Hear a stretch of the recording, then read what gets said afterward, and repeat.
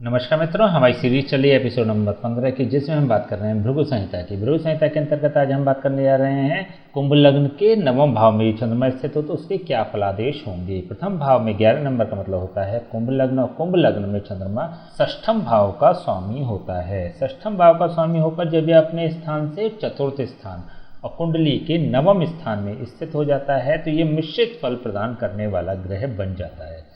लेकिन नवम भाव होता है भाग्य भाव और षष्ठम भाव होता है रोग भाव।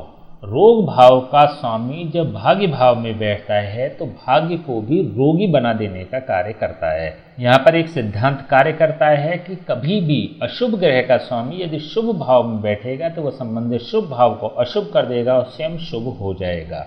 तो यहाँ पर चंद्रमा रोग भाव का स्वामी होकर रोगेश होकर जब नवम भाव में बैठता है तो अपने नेगेटिव कंटेंट षष्ठम भाव से संबंधित नवम भाव को प्रदान कर देता है। इट मीन्स कि भाग्य भाव को प्रदान कर देता है और स्वयं चंद्रमा नवम भाव के जो भी शुभ कंटेंट्स हैं उनको एब्जॉर्व करके शुभ हो जाता है।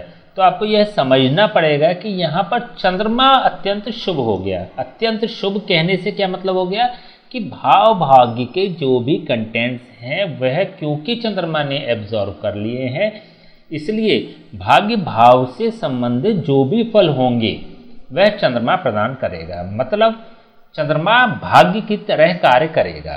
चंद्रमा की महादशा अंतर्दशा 12 साल की उम्र, 24 साल की उम्र, 36 साल की उम्र और 48 साल की उम्र, ये सभी व्यक्ति के जीवन में भाग्योदय का कार्य करेंगे। भाग्योदय वाले वर्ष साबित होंगे और महादशा अंतर्दशा भाग्योदय वाली दशाएं साबित होंगी।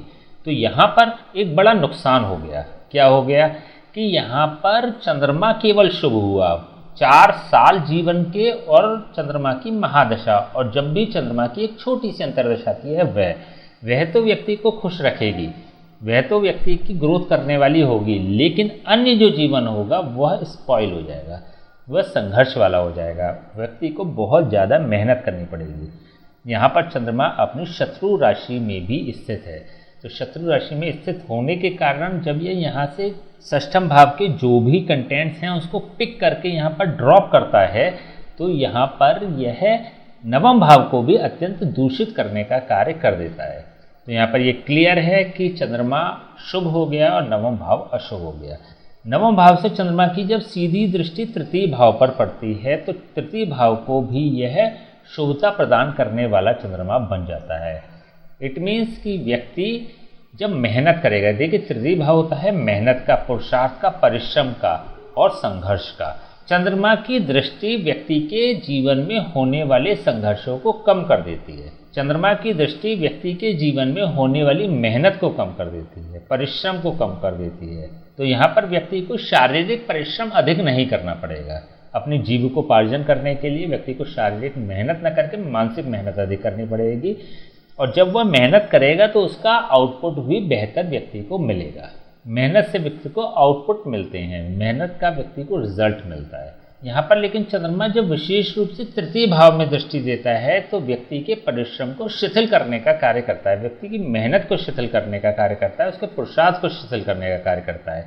इट मीन्स कि व्यक्ति ज़्यादा मेहनत नहीं करता, व्यक्ति मेहनत के कार्यों से पीछे हटने वाला होता है। तो व्यक्ति मेहनत न करके या मेहनत कम करके ज़्यादा कमाने के इच्छुक होता है। तो ऐसे में जो भी हमने बात करी, नवम भाव के जो भी कंटेंट्स हैं वो हावी रहेंगे। व्यक्ति का जो भाग्य होगा वो बहुत अच्छा कार्य नहीं करेगा क्योंकि व्यक्ति ज़्यादा मेहनती भी नहीं होगा।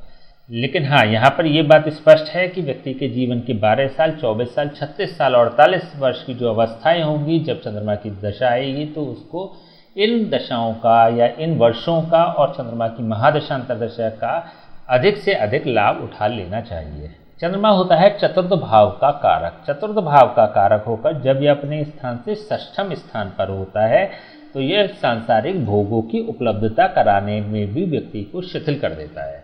यहाँ पर चतुर्थ भाव होता है वाहन, भूमि, भवन और माता के भाव का स्वामी। सांसारिक भोगों की उपलब्धता का कारक भाव होता है चतुर्थ भाव।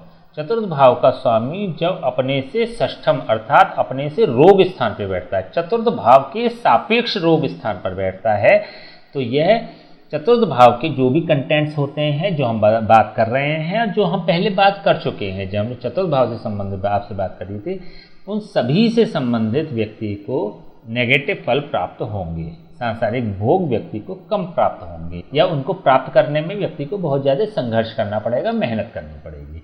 ओवरऑल यहाँ पर चंद्रमा केवल शुभ हुआ और बाकी के जो कंटेंट्स हैं अधिकतर नेगेटिव हुए। यहाँ पर एक पॉजिटिविटी और हो सकती है कि यहाँ पर चंद्रमा लग्न भाव के सापेक्ष नवम भाव पर स्थित है, लेकिन यहाँ पर ये बहुत ज़्यादा अच्छा फल भी नहीं देगा। वो क्यों नहीं देगा? क्योंकि लग्न भाव का ये चंद्रमा कारक नहीं होता है। सूर्य तो कारक होता है लग्न भाव का, लेकिन चंद्रमा कारक नहीं होता है। एट ए ग्लांस अगर देखें तो केवल चंद्रमा की अगर हम बात करते हैं तो क्योंकि लग्न भाव के सापेक्ष ये नवम भाव पर है, इसलिए व्यक्ति को डायरेक्टली इन दशाओं में एक अच्छा फल प्रदान करने वाला होगा। चंद्रमा की महादशा में एक अच्छा फल प्रदान करने वाला होगा, चंद्रमा की अंतरदशा में एक अच्छा फल प्रदान करने वाला होगा। मतलब पावर के साथ ये अपने फल प्रदान करेगा, अथवा चंद्रमा की जब भी उम्र आएगी तब ये अच्छे फल प्रदान करने वाला होगा। पावर के साथ अपने इफेक्ट्स व्यक्ति को प्रदान करता है, क्योंकि यह लग्न भाव के सापेक्ष नवम भाव पर स्थित है। चलिए ठीक है, अब हम इसके उपाय की बात कर लेते हैं। क्या उपाय हो सकते हैं? देखिए, चंद्रमा यहाँ पर शुभ हो गया, लेकिन नवम भाव अशुभ हो गया। क्यों हो गया शुभ और क्यों यह अशुभ हो गया? केवल और केवल षष्ठम भाव का स्वामी होने के कारण। यह क्योंकि षष्ठम भाव का स्वामी है इसलिए नेगेटिव फल प्रदान कर रहा है। तो षष्ठम भाव के सापेक्ष यदि हम इसका उपाय कर लें तो चीज़ें बेहतर हो जाएंगी। देखिए, एक बहुत अच्छा उपाय हम ये कर सकते हैं कि इसको अगेन षष्ठम भाव में ही मूव करा दिया जाए, तो बहुत सारी चीज़ें सरल हो जाएंगी। उसके लिए किसी ऊंचाई से चंद्रमा का पदार्थ नीचे गिरा दें, जैसे किसी पुल से, किसी बिल्डिंग से थोड़े से चावल लेके नीचे ज़मीन पर गिरा दें। अथवा इससे भी बेहतर ये हो सकता है कि एक आइडियल जो पोजीशन होती है, देखिए ये तो हमने बात कर दी एक मेट्रो सिटीज़ के हिसाब से, लेकिन यदि आपके पास उपलब्धता है तो किसी नदी के पुल से अथवा नहर के पुल से पानी में इसको अगर गिरा देंगे तो यह बेहतर रिजल्ट देगा। तो एक तो काम यही कर सकता है, फर्स्ट प्रायोरिटी पे ये होना चाहिए। सेकेंडरी आप उपाय क्या कर सकते हैं कि चंद्रमा का दान कर दिया जाए। चंद्रमा का दान सफ़ेद चावल किसी ब्राह्मण को दान कर सकते हैं, दूध दान कर सकते हैं, जल का दान कर सकते हैं, किसी प्रकार के जैसे प्याऊ लगवा देना, इस प्रकार के दान भी आप चंद्रमा के कर सकते हैं। तीसरा उपाय ये हो सकता है किसी ब्राह्मण से इसके समय समय पे यदि जाप और हवन कराते रहेंगे तो इसके नेगेटिव कंटेंट्स समाप्त होंगे और पॉजिटिव कंटेंट्स इसके बढ़ जाएंगे। ठीक है, तो इनमें से कोई सा भी उपाय करें आप, ये बेहतर रिजल्ट्स प्रदान करने वाले होंगे। चलिए, आज हमने बात करी कुंभ लग्न के नवम भाव में चंद्रमा स्थित हो तो उसके क्या फलादेश होंगे। नेक्स्ट वीडियो में बात करेंगे कुंभ लग्न के दशम भाव में चंद्रमा स्थित हो तो उसके क्या फलादेश होंगे। तब तक के लिए हमें आज्ञा दीजिए, नमस्कार।